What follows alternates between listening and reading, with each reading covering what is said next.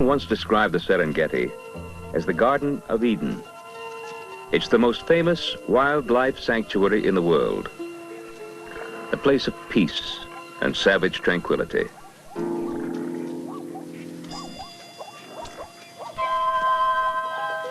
It's one of the last great protected places on Earth in which both hunter and hunted are four-legged.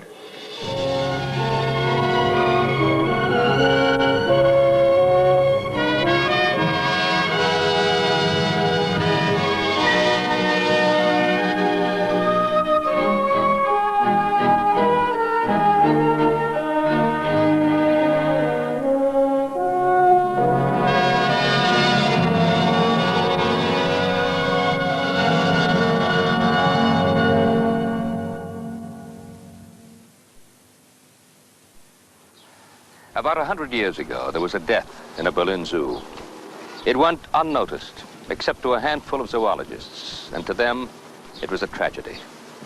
It was the death of one species of zebra, the end of an entire race of living things. There could be no other of that species on the face of the earth ever again. In less than 50 years after civilization had come to Africa, the vast herds of quagga zebras that had roamed the plains for hundreds of thousands of years were annihilated. For the next half hour, we'll see what remains of other zebra species in the wild and their grazing companions, the wildebeests.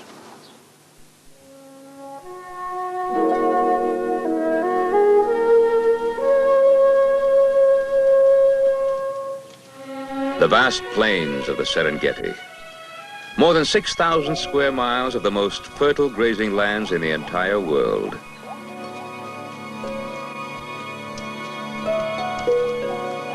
Located in Tanzania, in East Africa, the Serengeti is truly one of the natural wonders of the world.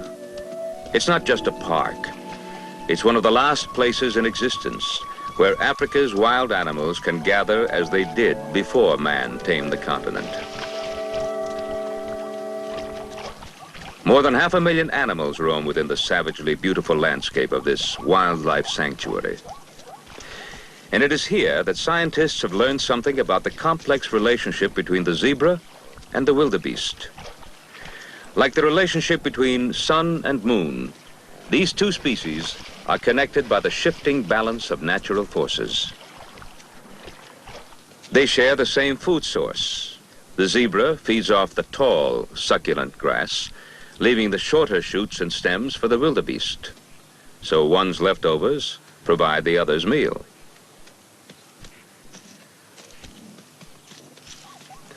Because they eat together, the two species also live together in harmony and cooperation.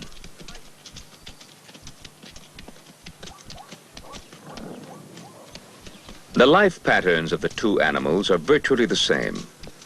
Zebras and wildebeests live within the community of the herd.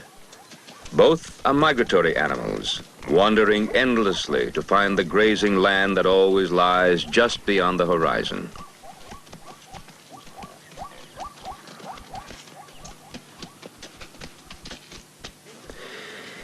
The ancient Romans, intrigued by the zebra, christened him Hippotigris, the horse tiger, and displayed him in circuses.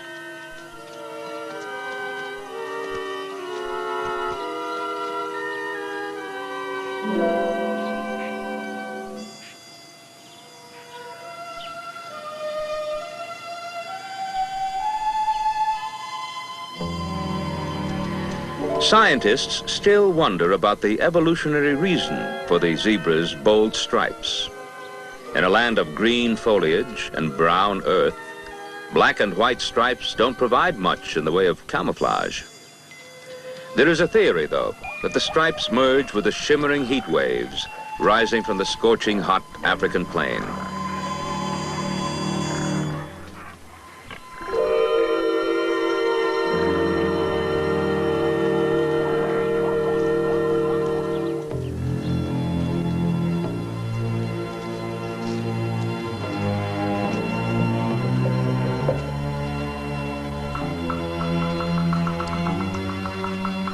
When dusk falls, the zebra herd almost seems to dissolve into the surrounding landscape. And dusk is the time when the zebra's great enemy, the lion, stalks.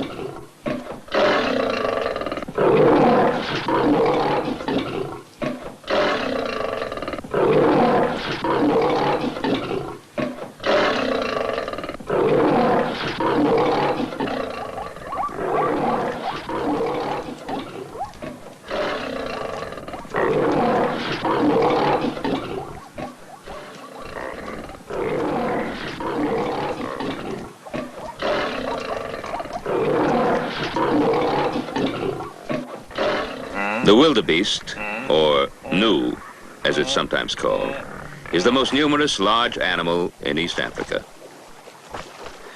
Like the zebra, the wildebeest is a nomad, sometimes traveling more than 1,000 miles a year to find grazing land.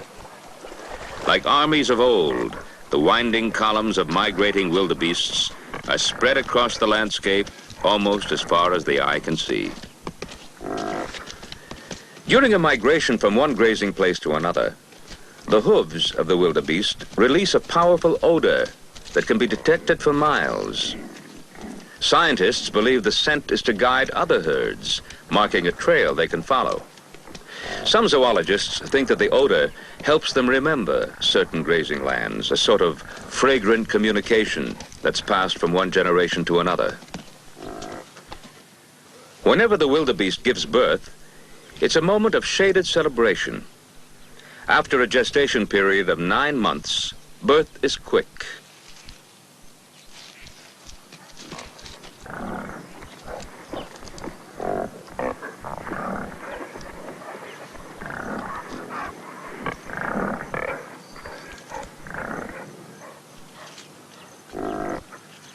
Within minutes, the newly born calf struggles to stand.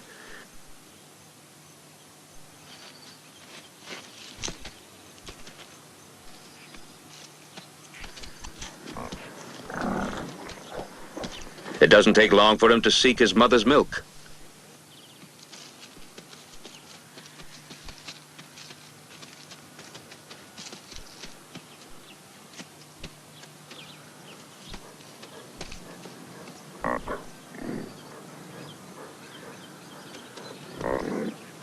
Nature has provided that the pregnant females of the herd all deliver their calves at the same time. In a normal herd, 3,000 calves will be born within a 2 or 3 week period. Meanwhile, the hyena, a lurking reminder of death, watches and waits.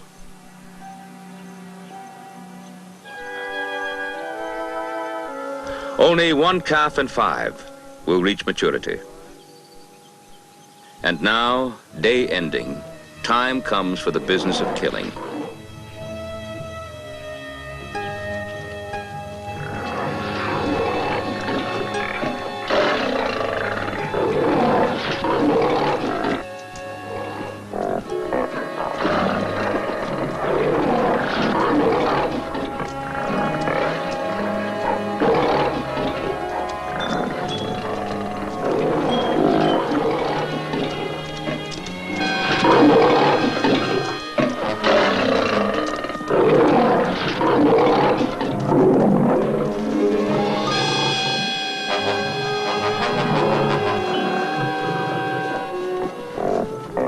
Those that survive will be the strongest, the best able to continue the perpetual evolution of their kind. It's nature's way. The future of the wildebeest is cause for concern. Only 100 years ago, there were 500,000 of them. Today, 50,000 remain on the grassy plains of the Serengeti. But the population growth of wildebeests within a limited area poses a particular problem. Their grazing habits threaten the gazelles and antelopes. So this herd will be transferred to another part of the savannah. Although the wildebeest can run 40 miles an hour, he's no match for a machine.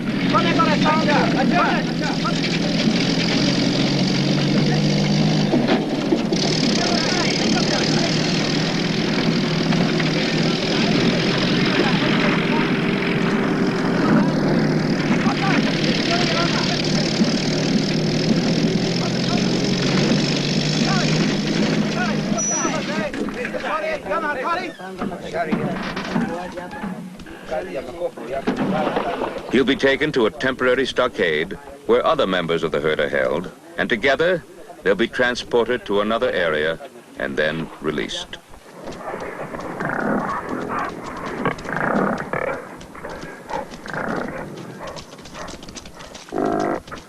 There, in another part of the preserve, they'll be free to roam.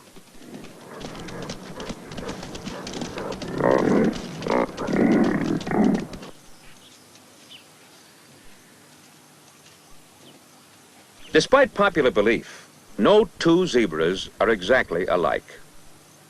Like fingerprints, their markings are unique. The number, size, and arrangement of stripes differ on every zebra. People think of zebra stripes as black against a white background. This negative image effect has been transferred from mother to calf, possibly the result of a genetic imbalance, much like albinos have. Whether this will be carried on to following generations won't be known until this calf has offspring, and they in turn have their offspring. So scientists will be studying these zebras in the future to see if this pattern repeats itself.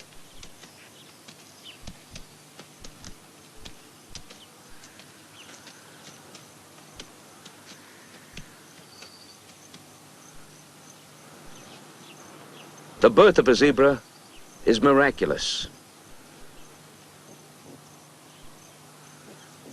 After a year's gestation period, the actual birth occurs in just under 7 minutes. The newborn zebra develops with incredible speed. 3.5 minutes after birth, he struggles to his feet. 3.5 minutes later, just 7 minutes after birth, he can stand. In another minute, he can move all 4 legs at once.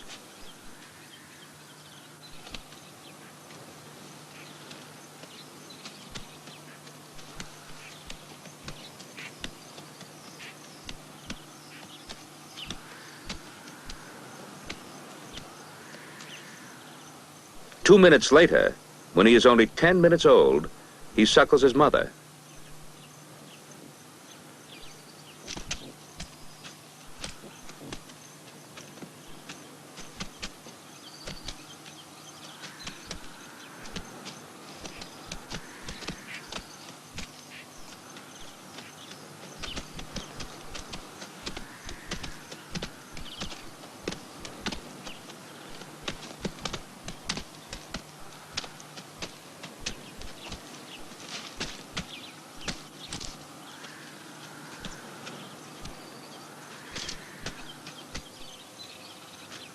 Another 5 minutes, and he stretches his legs and can almost run.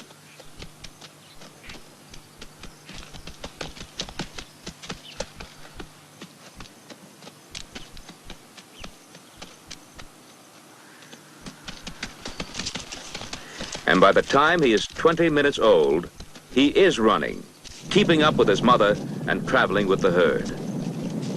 He has literally leaped into the world with such speed and grace that it is the wonder of life itself.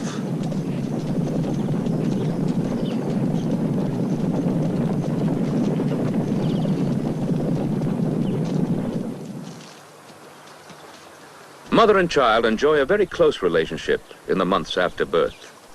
The foal's education, so essential to its survival, begins immediately. The first lesson is obedience. He must always remain close to his mother. Otherwise, he won't live long enough to learn a second lesson. For hungry predators wait close by, and he's easy prey. Though it takes 5 years before he's fully grown, the young zebra develops rapidly. If in his first year he masters everything his mother teaches him, he'll stand a good chance of living to maturity. And as an adult, he'll continue to depend on what he learns now. The strength of his muscles, the sharpness of his senses, and everything, actually, that helps him be a zebra.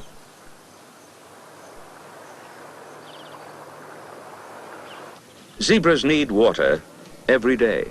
As they graze, Their sense of smell is focused on a distant rain shower somewhere beyond the horizon. They can smell water more than 40 miles away. Their migrations follow rainfall patterns. For zebras know that where there's water, there'll be lush grazing land. But water, the very thing they need to survive, also threatens them. For at every waterhole, their enemies will be waiting, knowing the zebras will come to drink. With eager cunning, lions approach the waterhole. As they drink, they know that somewhere nearby, a hungry cat is hiding. The rustle of a leaf, the snapping of a twig. It takes very little to generate a stampede.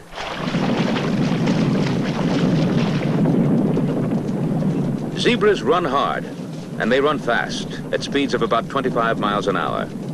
And when a herd stampedes, they gallop in a sort of curve or a zigzag pattern, so they can always see what's behind them.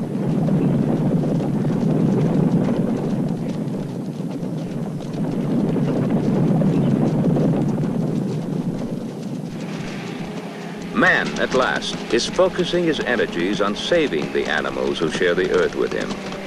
Because the number of zebra herds is steadily diminishing, a special team of zoologists has been sent into the Serengeti to make a spot check of the young animals.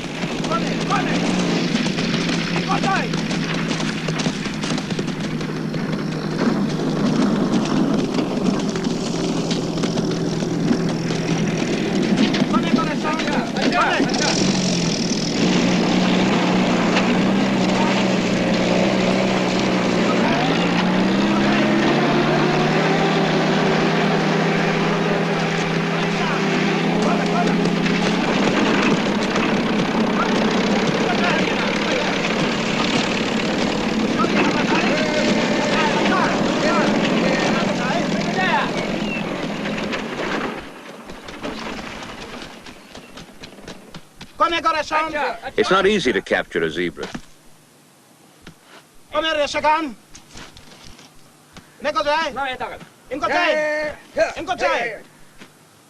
Once secured, he's examined for lice. If he has any, he's deloused to prevent any possible infection from spreading. Vets examine and treat him for any illness or injury.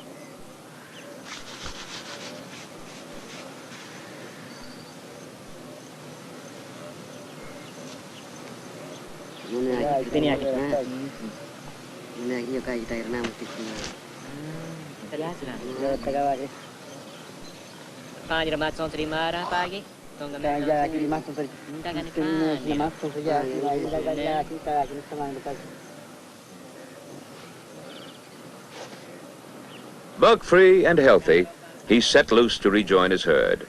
And even though the examination may have hurt his dignity, he's a much better zebra for it. Soon, man and animal will meet head-on. The confrontation has in fact already taken place.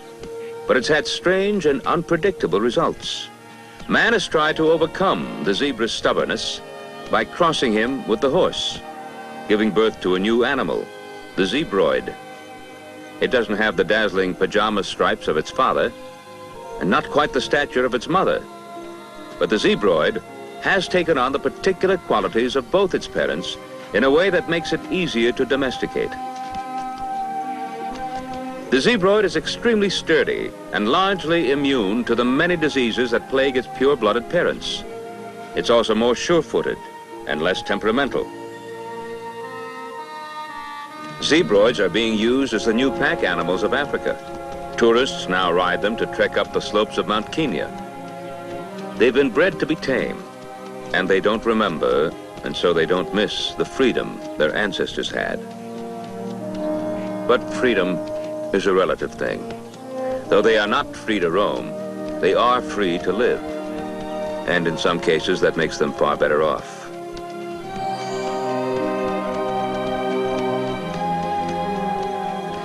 Together, the zebra and the wildebeest will continue to roam the wilds of the Serengeti, following the rains in their endless quest for grazing land and the next waterhole.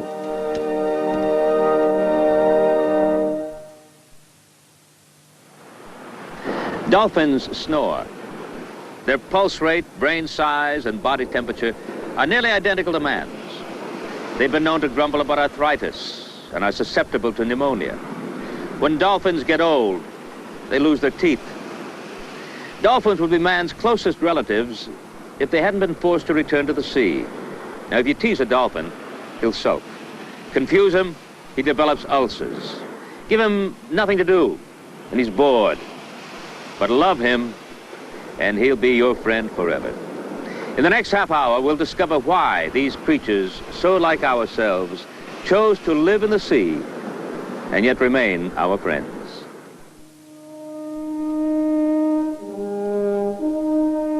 This is where all life began.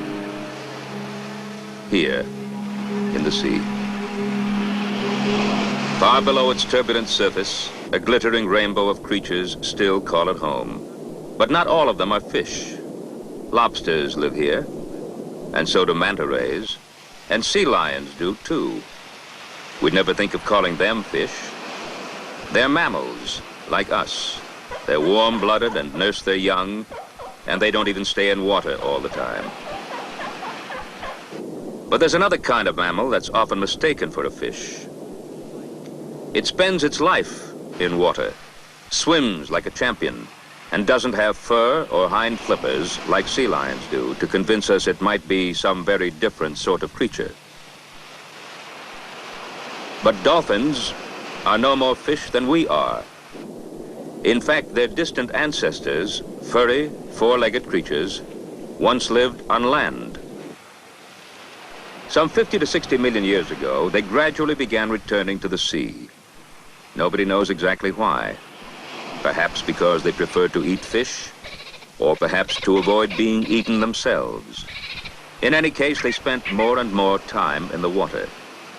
Eventually, after 25 million years had passed, the furry, four-legged animals became dolphins, not unlike the ones we know today. When land dwellers evolve into sea dwellers, enormous physical changes take place. Some are easy to see, others less so. Dolphins lost their ancestors' hair, which would only have gotten soggy and weighed them down underwater. Instead, they stay warm with a layer of blubber beneath their skins, an adaptation that has one amazing advantage. Blubber is fat, so spongy and flexible that it gives with the water's turbulence and helps a fast-swimming dolphin slip through water with so little resistance that ships manufacturers wish they could copy it. Dolphins also lost their ancestors' hind legs. Their front legs became flippers. Under a layer of skin and blubber, flippers have bones resembling fingers. Once the skin covering them must have fit like gloves. Now they're more like mittens, a streamlined surface to help in steering and changing direction in water. Like land-dwelling animals, dolphins breathe air. But because they live in water, their nostrils, located inside openings called blowholes, have to be located where it's easiest to get air, on top of their heads. The blowholes have valves that automatically open when they surface and pull shut when they dive. Oddly enough, even the dolphins' tails are designed to help them breathe. Fish, which take oxygen from water, don't need to surface for air. Their flukes, the flattened ends of their tails, are set vertically for easy forward movement. But a dolphin needs to move up and down for a fresh supply of air at least every 7 minutes. His flukes are set horizontally. With one flip, they'll speed him upward to the surface. In fact, when he's sleeping, he can flip his tail to surface without even waking up. All the physical changes dolphins underwent during their evolution didn't just suit them to life in the sea. it made them masters of it, and among the fastest of all swimmers. Their bodies are so streamlined, they can rip through the waves like torpedoes at 25 to 30 miles an hour, fast enough to keep up with ships, and with so much energy to spare that sailors envy the fun they have doing it.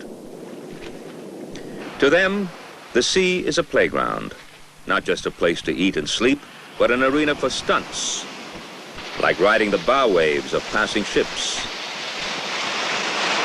or surfing in on waves to the beach, and seeing who can somersault the highest, or balance on his tail the longest, and land with the biggest splash. Acrobatics like these keep their incredibly strong stomach and back muscles in peak condition. And these stunts are the reason dolphins are so popular with visitors to marine parks and oceanariums. When they perform for an audience, they're just doing what comes naturally, with perhaps only an assist on the timing. Dolphins learn new tricks very rapidly. They're always willing to try something new.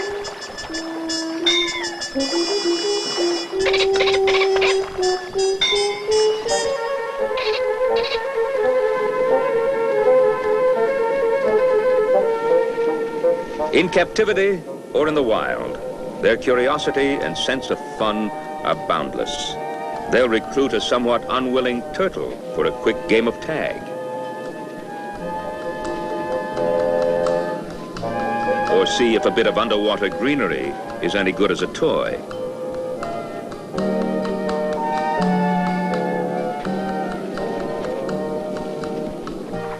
If it's not, there are always other possibilities. Dolphins love to play with people, too, and to tease them. A trainer who won't play when his friends want to is liable to have the ball snatched right out of his hands if he leans over too far. And if he turns his back on them, the dolphins might splash him with cold water just for the fun of seeing him jump. But it's all in sport, and dolphins are never anything but gentle with their human friends.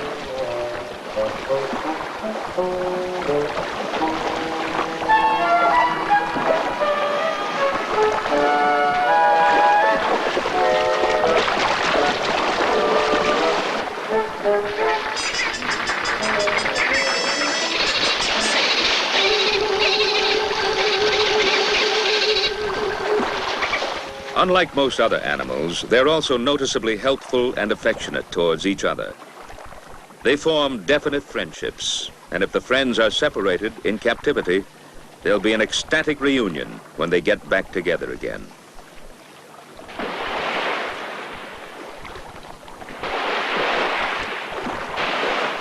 But nowhere is the fondness dolphins have for each other more evident than in their family life.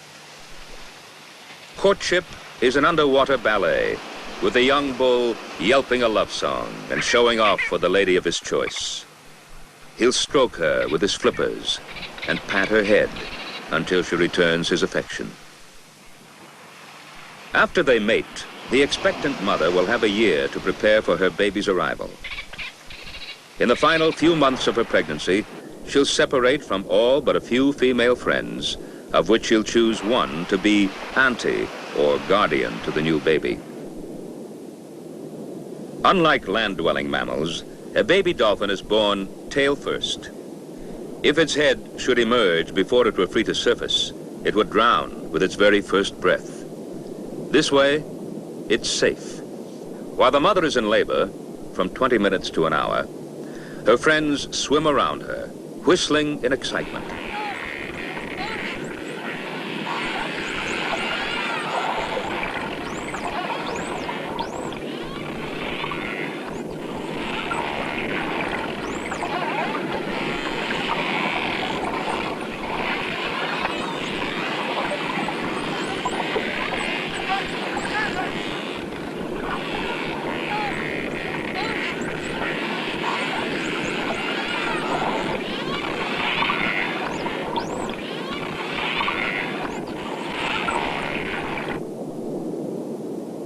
Suddenly, she whirls around, breaking the umbilical cord with one twist of her body.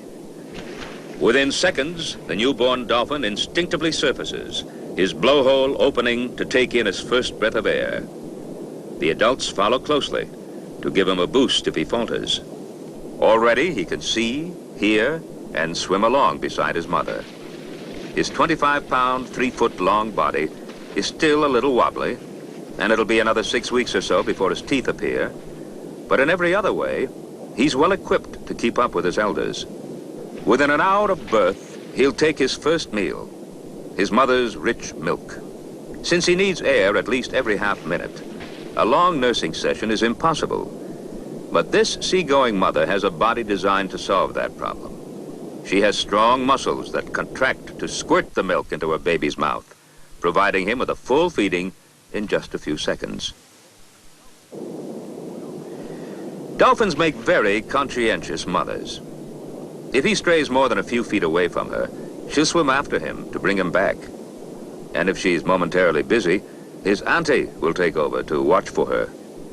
If they didn't, he wouldn't survive long in the open sea. For he has no defense against a hungry shark. But to his elders, sharks are no problem. If one threatens, they'll fearlessly turn, using their powerful jaws to ram into its gills so hard they can easily kill it. Under his mother's watchful eyes, the youngster learns the skills he'll need when he grows up. Long before he stops nursing, she'll put pieces of fish in his mouth to accustom him to his change in diet. By the time he's a year and a half, he'll be weaned and catching his own. Then, though he'll still stay close to her, perhaps even for years, he'll take his place in the herd. And for him, too, the sea will be an endless playground.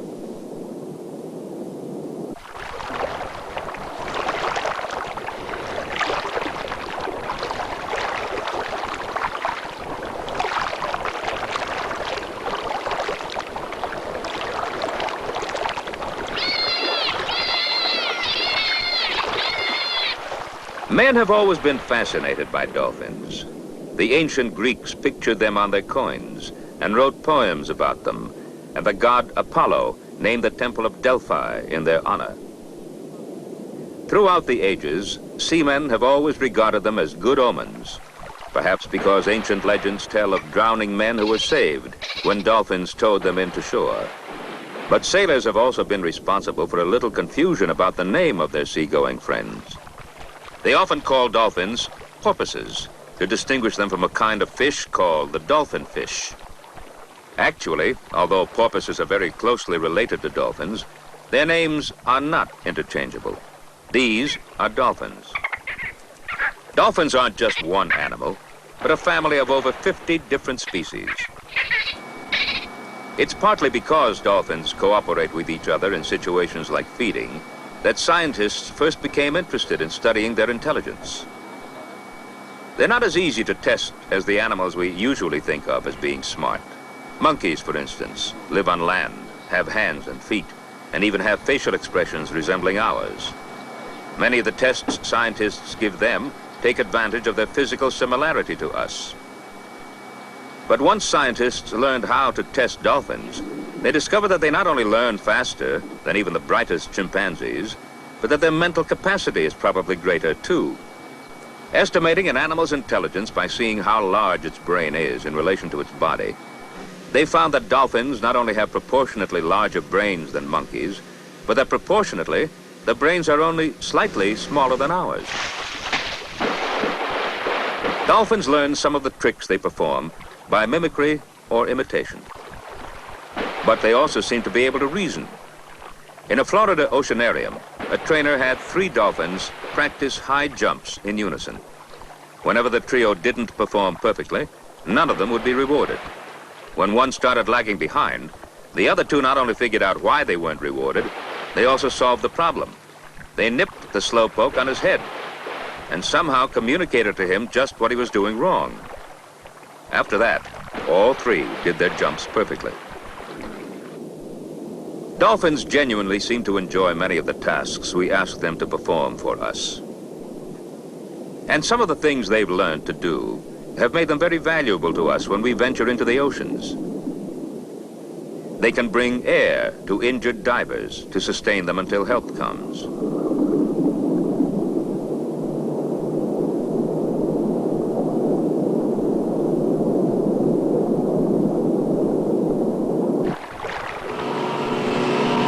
Or tow mines out of the paths of moving ships.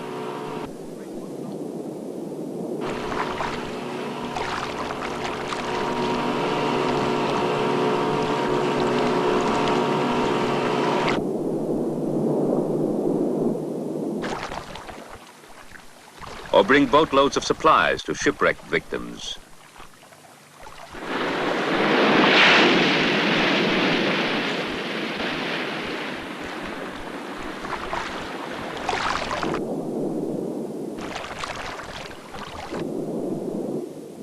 The Navy has also used dolphins to deliver messages and supplies to the aquanauts in Sea Lab, an underwater laboratory.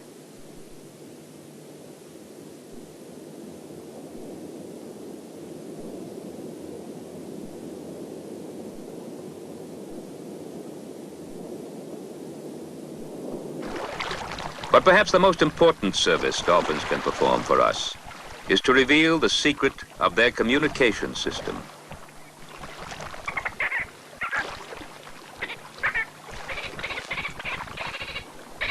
These two dolphins, called Doris and Dash, are in separate tanks.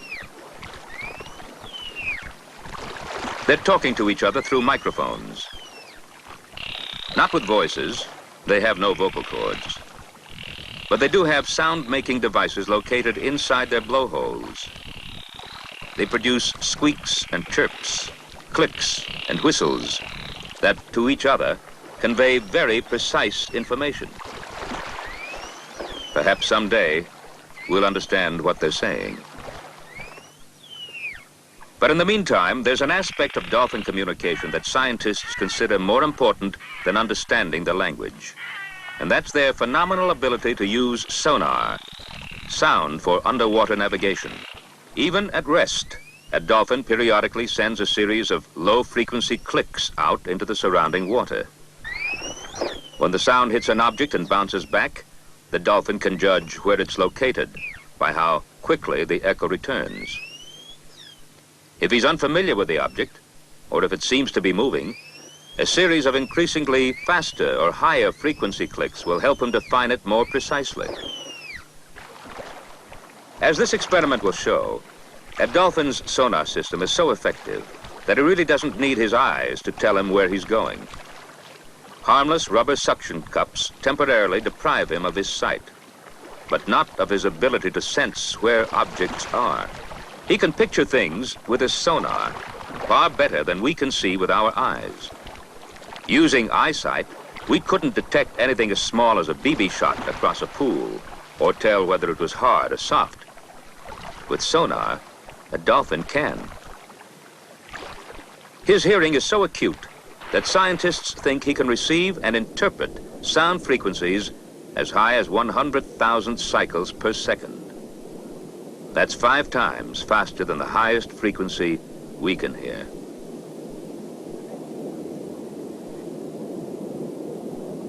The Navy is studying dolphins' sonar for military uses, to help improve their ability to track submarines, for example. But there is far greater potential. Someday, perhaps, ships' passengers won't just carry life preservers. They'll also have electronic homing devices, so trained dolphin rescue teams will be able to locate them in case of shipwreck. And perhaps scientists will learn enough about sonar to invent a device which will enable the human blind to move about freely without any other assistance. Of all the animals on Earth, perhaps none has more to teach us than the smiling dolphins.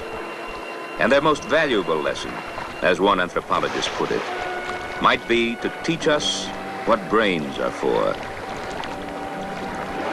We'll never know if we don't treat them with the respect they deserve, not only for their gentleness of spirit, but for the trust they've shown us by letting us be their friends.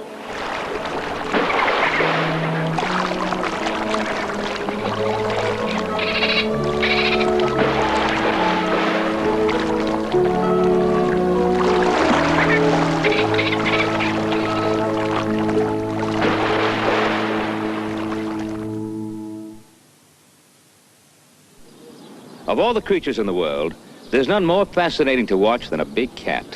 All that smooth, flowing, lazy grace that can change instantly into uncoiled speed and power. Those rippling shoulder muscles and big soft paws that conceal claws of steel. And those faces with their hypnotic eyes. What serenity and dignity, almost as if they know how beautiful and majestic they are. This is the story of their world, the world of the great cats, their relationship to nature, to each other, and to man.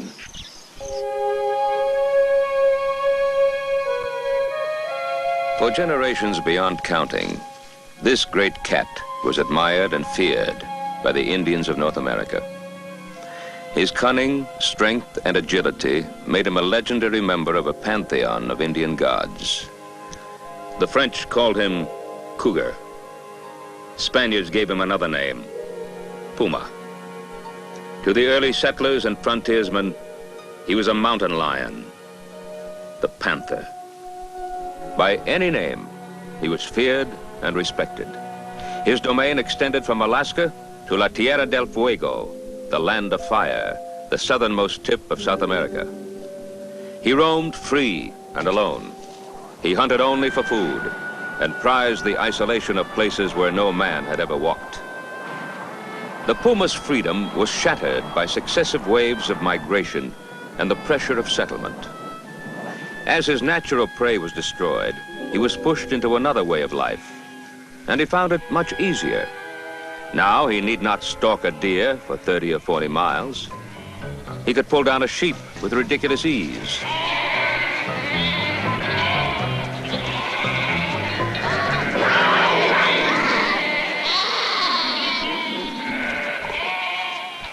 Today, he's a fugitive. He is hunted with guns, poisoned, trapped, and pursued by airplane. Bounties are paid for his hide. Even natural fishing or hunting habits are cited as reasons for his extermination. He is called a wanton killer, a predator, a menace.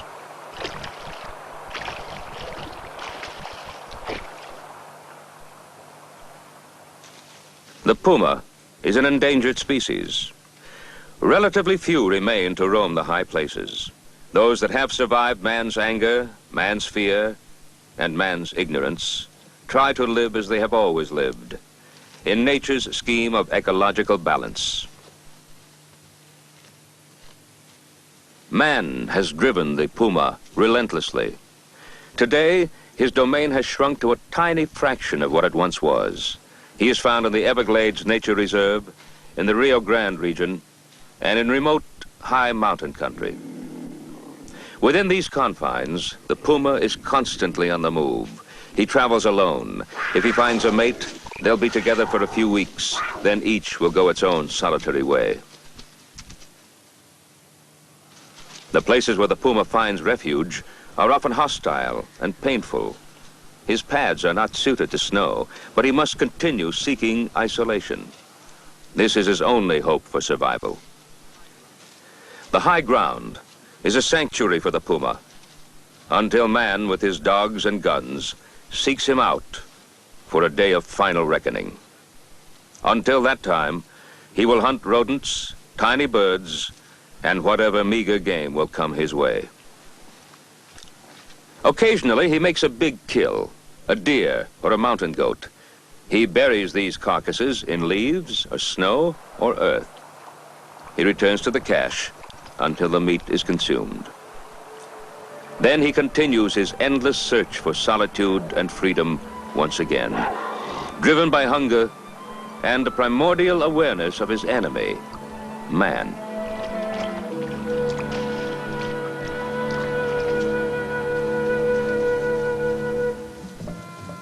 This is a jaguar, the other great cat of the Americas. He too has been considered a god by the Toltecs, the Maya, and the Aztecs. He is called El Tigre, and to this day, he too is worshipped and feared. Once the jaguar traveled all the jungles of Central and South America. He hunted fish, tapirs, and a large rodent called a capybaras. His natural role was keeping the herbivore population in check. Today, the jaguar is found almost exclusively in the basin of the Amazon River. Until recently, this region was one of the few unexplored areas of the world. As the Amazon is being opened to civilization, the jaguar is threatened with extinction.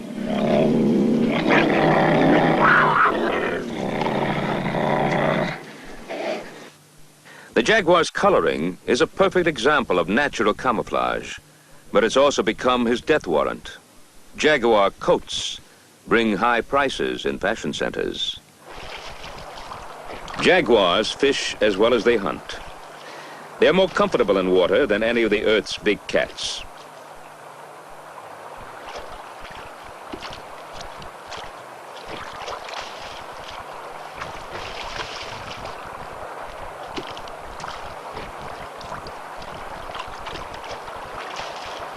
The education of a cub is a dynamic, painstaking process. Frequent baths give him familiarity with water. He learns to find his footing, to swim, and to interpret the refracted patterns of underwater light. Scrubbings and dunkings develop stamina and muscle tone. The cub is protected fiercely during the most vulnerable months of growth. But the mother is always alert for signs of development. Games help her to measure growing strength and independence. And as the cub asserts his own will, he is given more freedom to explore, to teach himself additional survival skills.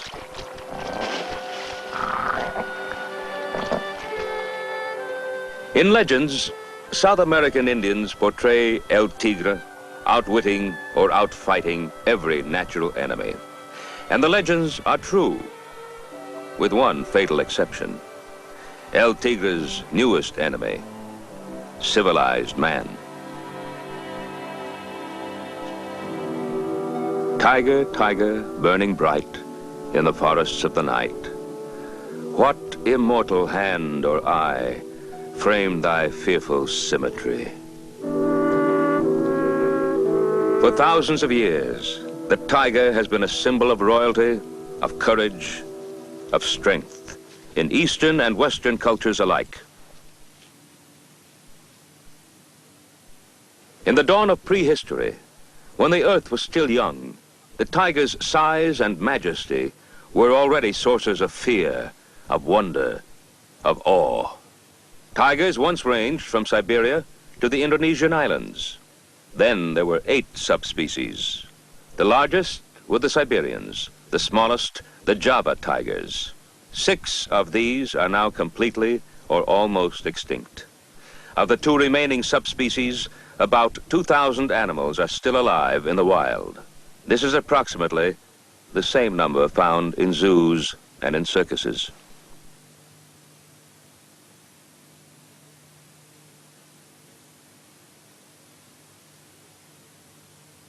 Despite the myths, the lore and legends about tigers, little fact was known about them until recently, especially about their courting, mating, and breeding habits. Tigers are solitary, nighttime hunters. In the wild, each has a home range of approximately 26 square miles. They were once thought to breed indiscriminately, but now scientists know that they choose only one mate for a lifetime. The tiger and the tigress live apart on neighboring ranges. Each hunts for itself. The tigress moves to her mate's domain only when she is ready to mate.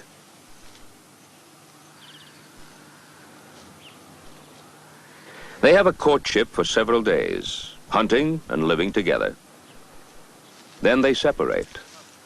The cubs are born after a gestation period of about 4 months. Tiger cubs are usually born in busy litters of 5 or 6, but it's rare for more than 2 of the cubs to survive. Tigresses have been known to devour especially weak offspring to ensure enough milk for the stronger. The cubs remain with their mother for about 2 years. The first lesson they learn is obedience, if they are to survive to learn more. The tigress is gone for hours at a time to hunt food. The helpless youngsters must remain in the concealed nest, relying on silence and their protective coloration to keep them safe from predators. These 2-month-old cubs will grow rapidly. By the age of 6 months, they will join the tigress in her hunts and learn more about the ways of the jungle. Cats raised without a mother's care rarely, if ever, learn to kill prey. Young tigers have a certain developmental period in which they can learn to kill easily. It's called a sensitive phase.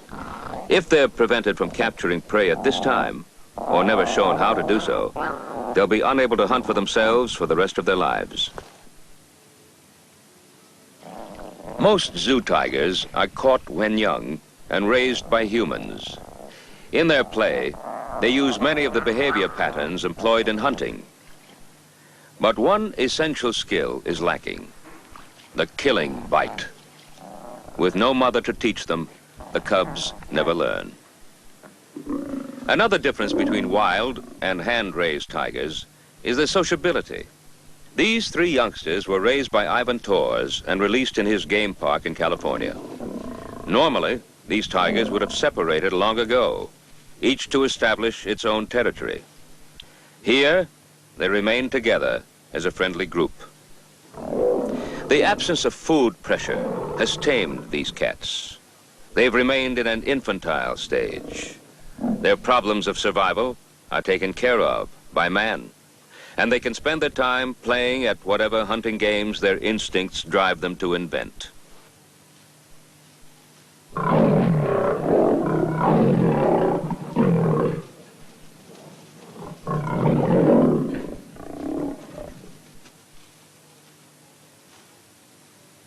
Water is part of the tiger's heritage.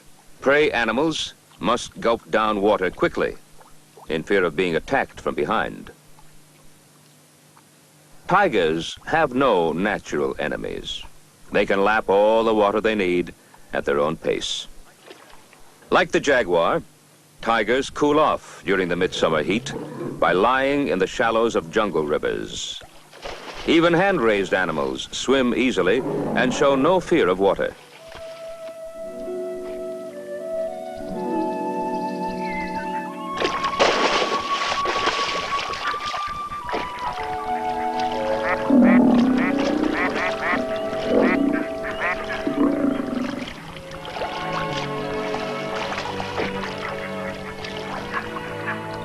The game park is ideal for studying animal behavior at close range. This is especially true of the tiger. His nocturnal habits and his wide-ranging hunts make him almost inaccessible to naturalists in any other setting.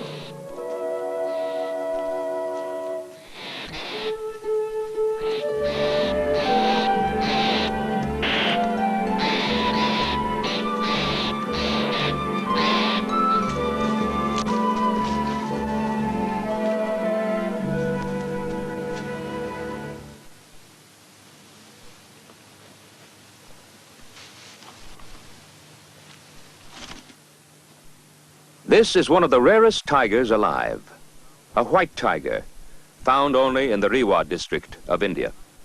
The Rajas of old India considered them their personal property, and only members of the royal family were allowed to hunt them. The Rewa tigers were not albinos, as was commonly supposed, mutants lacking all pigmentation. They're a race in which pale color is passed down through generations. They differ from true albinos. Their eyes are blue instead of red. Their coat is striped with dark gray instead of the normal black. But they differ very little from the tawny tigers in ferocity, independence, and strength.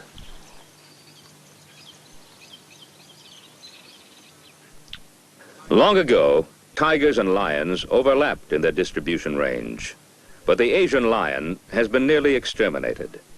He is found only in one tiny area of India, the Gir forest. In the Nature Park of California, this lion and this tigress have mated and are bringing up a family. Despite their physical differences, both cats belong to the same genus, Panthera. Theoretically, they can mate. Finding an actual couple with offspring is an historic rarity.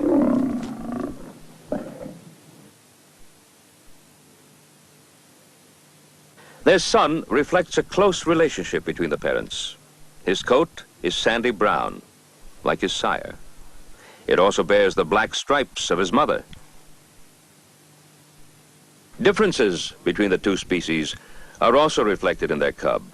Like other crosses, such as mules, he'll be unable to breed. Breeding a tiger and a lion is a lengthy and complicated process. It begins years before the actual consummation.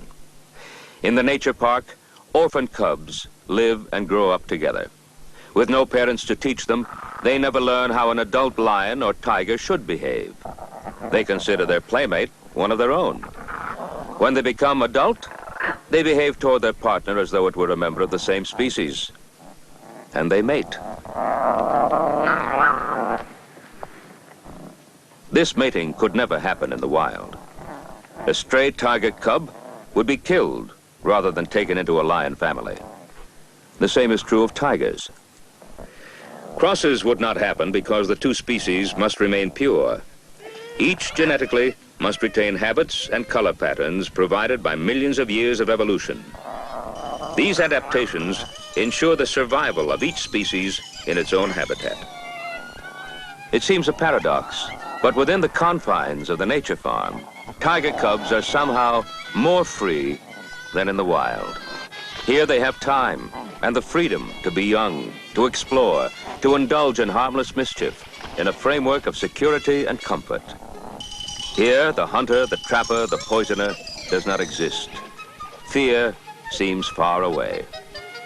And here, each species can find playmates among others that are ancient and ancestral enemies. This is Sultan, a mature tiger in peak condition. He leaps and attacks and fights baying hounds for survival. He embodies all that is fearful in an animal. He is a highly trained motion picture actor. Sultan's roles are usually not as challenging as the feats he would perform during ordinary living in the wild.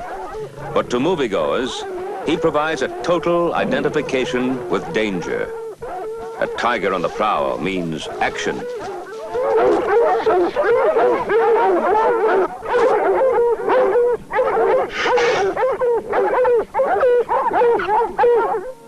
The tiger, the puma, the jaguar, all the big cats seem to arouse fear in the small corners of men's souls.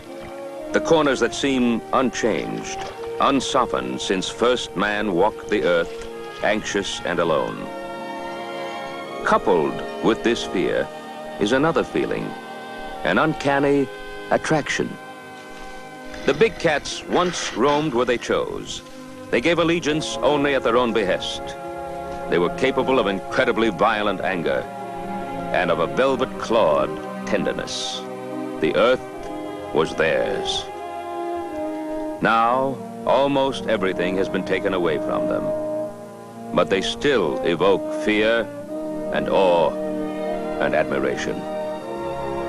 Perhaps the priests of old India were right when they said, "Unravel the mysteries of a tiger's soul if he would solve the riddles of creation."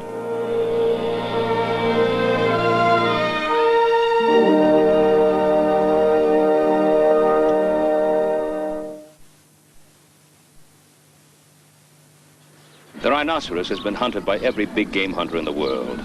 Over a whiskey, in paneled trophy rooms, Buanas, Sahibs, and even Mem Sahibs have boasted of their near escape from a rhino's charge and of the bullet through the brain that stopped him in the nick of time. It's all straight out of Hemingway. The truth is that rhinos would much rather run than fight. Their charges are usually scare tactics, their aggressiveness a great bluff.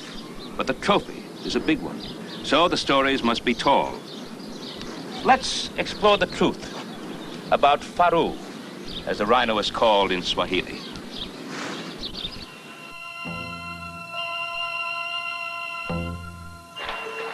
The rhinoceros is an anachronism, a holdover from another time. This armor-plated white Indian rhino has ambled through the pages of history almost unchanged. He bears a startling resemblance to his ancestors. They lived in North America about 20 million years ago. A fully grown male might weigh 4 tons, but for all his great size, the rhino is defenseless against man. His eyesight is poor. He detects enemies by scent or sound, and that's not nearly enough when he confronts a man with a .375 Magnum. What nature could not achieve in millions of years, man has managed to accomplish in about 150. This species recently reached the verge of extinction. The founding of protected game reserves in northern India saved the Indian rhino population. They now number about 800, a new beginning.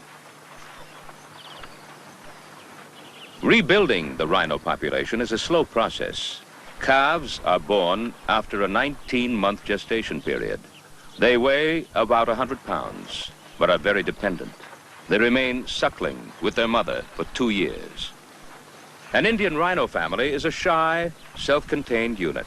The parents feed on grass in remote places. The grass also offers them refuge, a hiding place if threatened.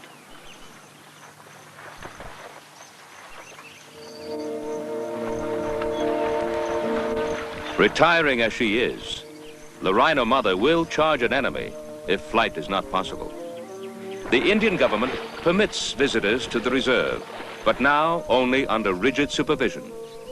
It views the rhino as a national legacy to be preserved and treasured.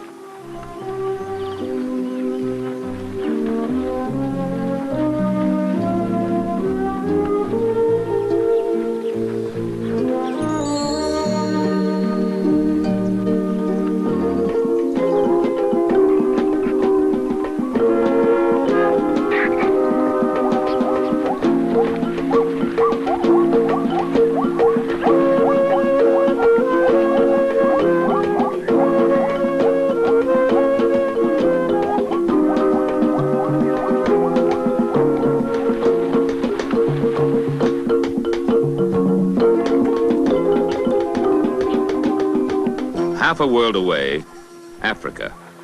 Here live 2 other rhino species, the square-lipped white and the hook-lipped black. Actually, their color is very similar. Both are various shades of gray. The term white is derived from the Boer word white, which means wide, really a description of the animal's snout. Rhino horns were inspiration for the unicorn, the mythical horse-headed beast with 1 horn who could only be captured by a virgin.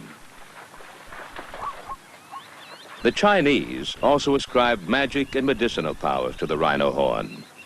During the Tang Dynasty, about 1,200 years ago, horn cups were believed to have great medicinal powers. The cups supposedly neutralized any poison by turning it into a harmless foam. The one enduring myth about rhino horn persists today. It's believed to be the most powerful aphrodisiac. In some lands, it is literally worth its weight in gold. There are about 10,000 black rhinos in Africa. Nearly all are on reserves, but the value of their horns still attracts poachers, using snares, traps, rifles with silencers, any weapon that is quiet and deadly. They risk fines, imprisonment, and even death for the sake of a myth.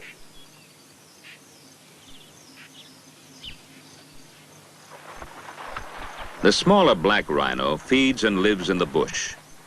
He prefers whistling acacia and euphorbia trees. He browses constantly from thicket to thicket, seeking food and refuge. So-called sportsmen have also contributed to the rhino's near extinction.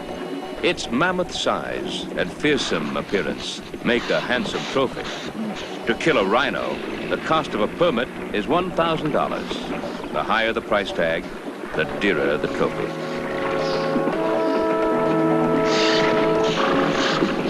When attacked, a rhino's first response is flight. It can run at speeds of 25 miles an hour, and once speed helped ensure its safety. But today, It's no match for a fast-moving Land Rover.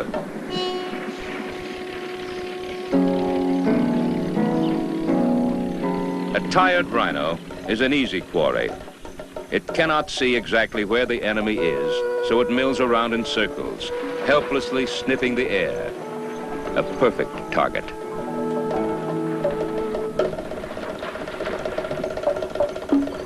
The camera records the rhino's fearsome charge. It's usually a bluff. The rhino will rush his enemy, but turn aside at the last moment.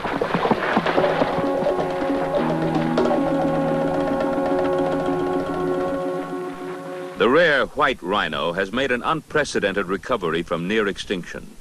In 1912, there were only 20 left in South Africa. Today, descendants of those original 20 populate much of their previous South African range. They also exist on reserves in the Sudan and Uganda. White rhinos prefer well-watered savanna country. They're grass eaters. Practically nocturnal, they feed during the night and rest during the day under the shade of acacia trees. They are usually solitary animals, but they may form a family group consisting of a male, a female, and her young.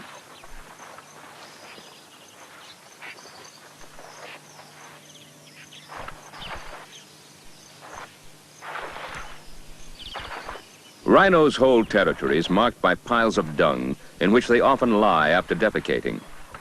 Each animal thus has an individual odor. As he walks through the bushes and grass, the dung on his belly is rubbed off, leaving a scent trail. This trail allows rhinos to recognize each other's territories.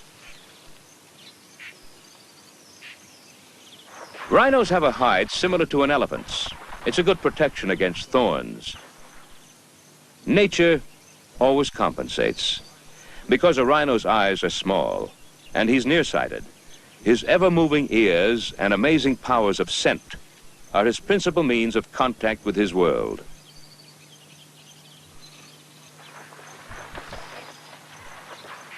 Wallowing in mud is pleasurable to rhinos, but it also serves useful functions. On hot days, it's their way of regulating body temperature. When the mud pack dries and flakes, it cleans the rhino's hide.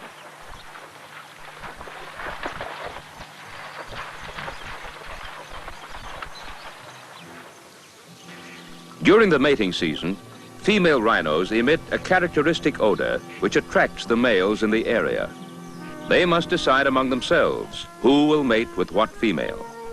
The confrontations between the males are usually bluffs, although occasionally they do become violent.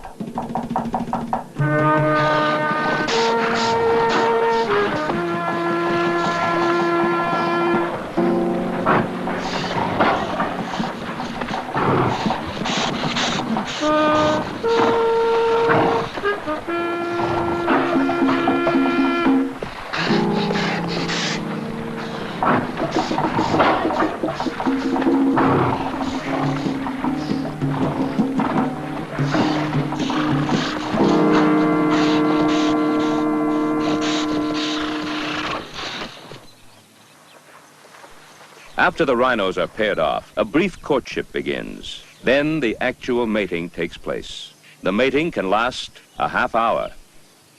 This prolonged mating may be the reason that rhino horn has achieved its mythical renown as an aphrodisiac.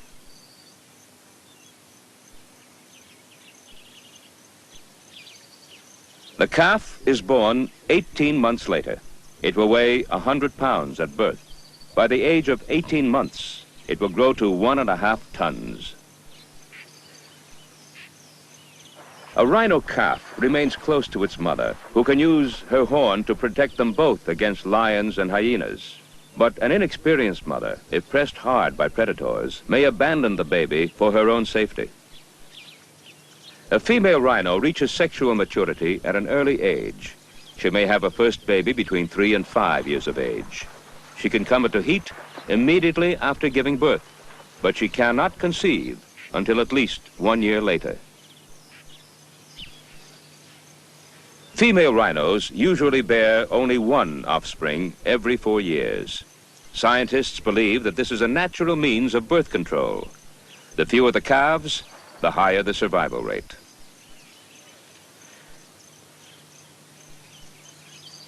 Like all large herbivores, rhinos are usually accompanied by several kinds of birds. They've established a symbiotic, a mutually beneficial relationship with them. One rhino companion is the oxpecker, birds with flattened bills like tweezers. Their main source of food are ticks and other blood-sucking parasites.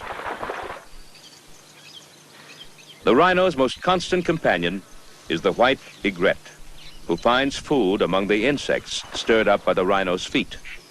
The egret's contribution to the relationship is as an alarm system. The bird's sharp eyes can spot danger long before the rhino can.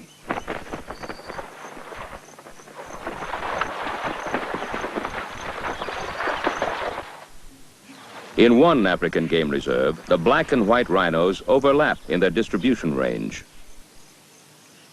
The mixing does not lead to competition between the two species, however. Each has its own completely different food requirements. The white rhino is a grass eater.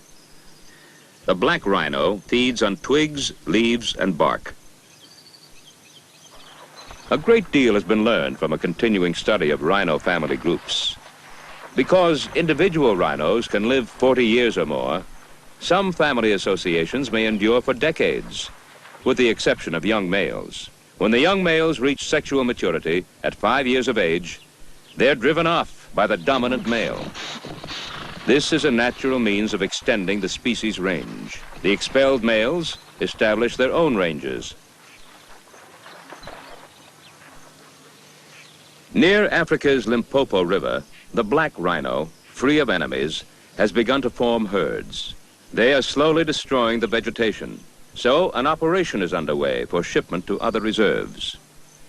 Transferring rhino from one game preserve to another is decided on paper by zoologists, rangers, ecologists, and other trained specialists. But the work itself is done by men in the field, specialists of other kinds. Some are crack marksmen, armed with rifles that fire tranquilizer darts. A wide variety of specialized vehicles is assembled at a home camp. And until all the rhinos have been moved, each day's routine is unvarying. The first step is the selection process. Solitary males are the first to be moved. A rhino's speed and agility are measures of his health.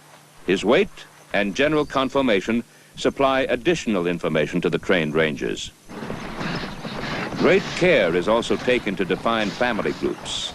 To trained observers, rhinos have very distinctive characteristics. Each can be recognized by his gait, the length of his horn, a cocking of his head, or various other special features. Careful notes are made of where a solitary rhino's territory lies in relationship to the grazing grounds of other animals. Once the selections have been made for the day, the culling out process can begin.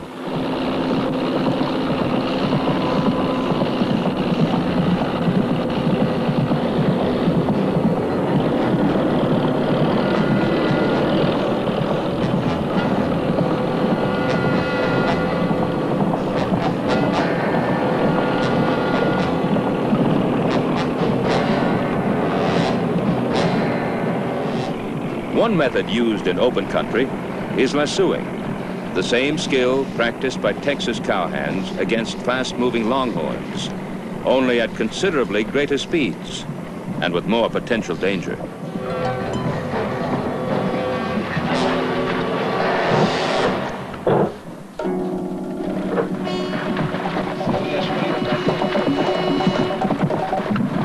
In wooded country, they use the tranquilizing darts.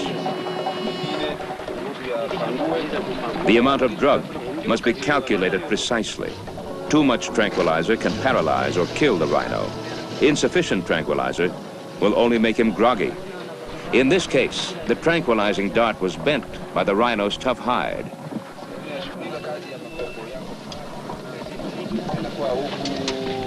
Once the drug has taken effect, the rhino is securely lassoed with ropes on either side. Now his movements can be controlled.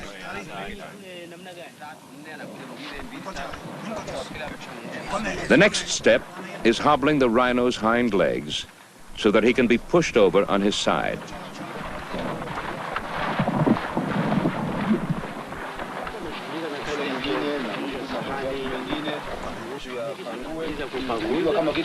Ndio kazi iliyokuwa nayo. Kuna mwenye kule namna gani?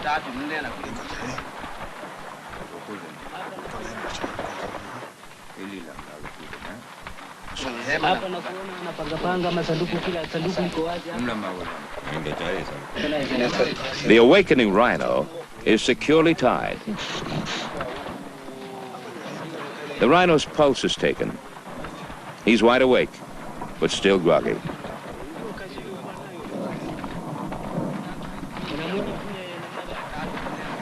Sandbags and other cushioning materials are used to ensure that he doesn't harm himself as he's being moved into the special crate.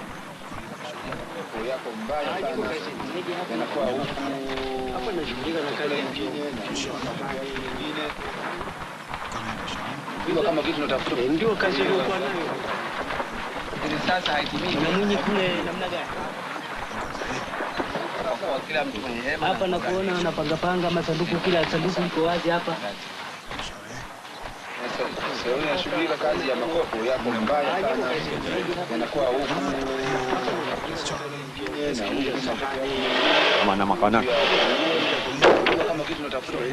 The crate is closed and secured.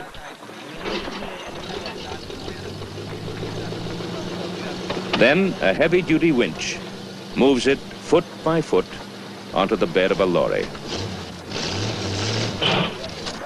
For the Rangers, part of another working day is completed.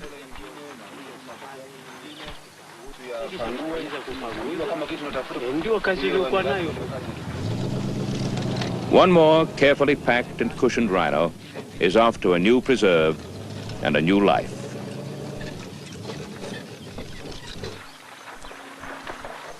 When nature ruled with a free hand, ecological balances were preserved precisely, and at times even ruthlessly. Today, men, especially trained in animal relationships, make decisions about animal reserves, where what species will live, in what number, and in what relationship to each other.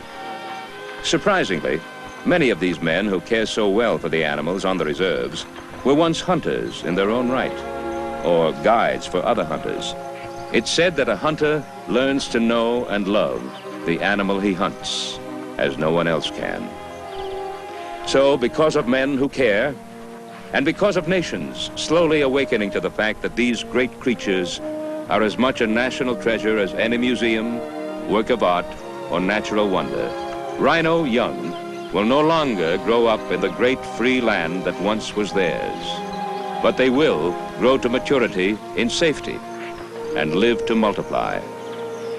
Perhaps this is another part of nature's plan.